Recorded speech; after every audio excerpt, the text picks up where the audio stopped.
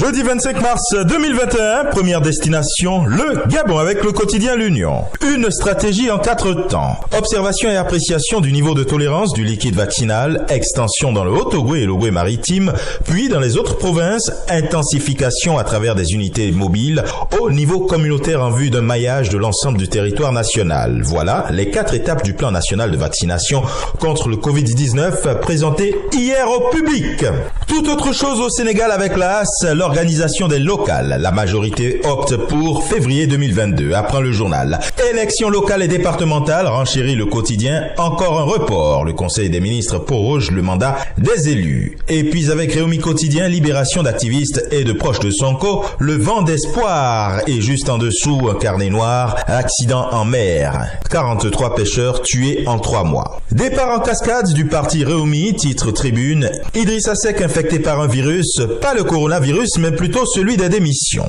Info Matin titre, nous sommes au Cameroun, non-respect des mesures barrières, Atanga Ndji met en garde les églises du réveil. Affaire Mendozé avec le messager, la grâce présidentielle introuvable. Une folle rumeur sur le décret présidentiel accordant la grâce non officialisée à l'ex-DG de la CRTV interné depuis plus de 2 ans. Enflamme la toile et crée un vaste remue-ménage. Gervais Mendozé revient également en manchette de mutation. Liberté au conditionnel, écrit le journal. Avec Cameroun Tribune, il est question de coopération et de Paul Biya, invité en Algérie. Une halte au Bénin avec fraternité, présidentielle du 11 avril, Agbenonsi vante les mérites de Talons aux jeunes. Les acquis du programme d'action gouvernementale passé au scanner par le CCMAP Talon Talata. Il est question pour la nation de débat constitutionnel. Dorothée Sosa dénonce les attaques contre l'image du Bénin. Lutte contre le Covid-19 en manchette du quotidien Le Matinal. La campagne de vaccination démarre le 29 mars. Les cibles: agents de santé, personnes atteintes de diabète, tension artérielle, asthme, pathologie cardiaque, drépanocytose, etc.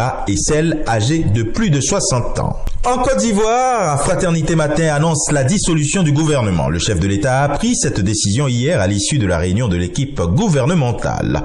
Et le journal fait également le focus sur des décisions concernant 2 secteurs principaux. L'éducation nationale, où 58 collèges seront bientôt construits, le lycée scientifique sera réhabilité. Et avec le secteur pétrolier et gazier, une loi pour favoriser l'accès aux nationaux.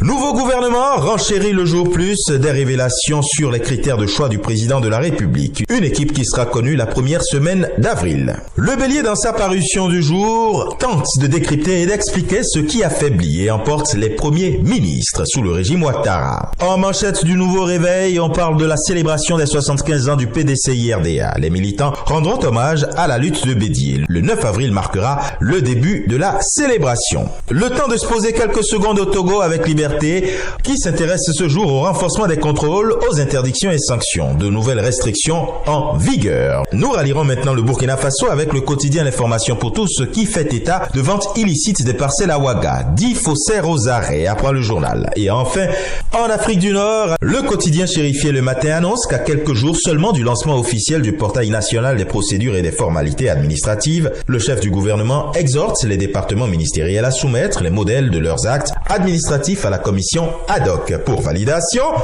Et ce sera tout pour aujourd'hui. Mais encore, prudence, vigilance et surtout, n'oubliez pas les gestes barrières. À demain.